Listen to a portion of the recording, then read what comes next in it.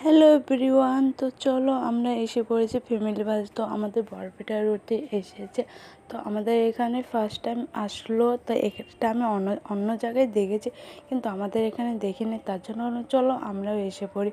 তো তারপরে আমরা এখানে এসে পড়লাম। তো দেখি এত ভিড় ছিল। তো এখানে অনেক ধরনের জিনিস ছিল। তো 10 টাকা থেকে শুরু করে প্রায় 350 টাকার মধ্যে জিনিস ছিল। তো চলো আমরা দেখি কি কি ছিল।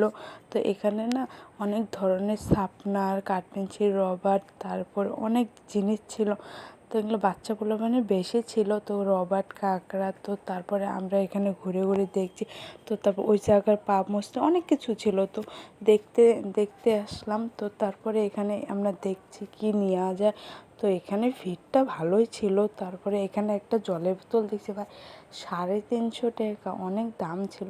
তো তারপরে এখানে দেখার পরে তারপরে এই শার্পনারটা আমার অনেক ভালো লেগেছে। তো তারপরে শার্পনারটা দেখার পরে ভাবলাম তো তারপরে গাইস আমরা এই কয়টা জিনিস কিনলাম। এখানে কেনার মতো অত জিনিস ছিল না। তারপরে এখানে বিল করছে। তো এখানে একটা কাহিনী হয়েছে।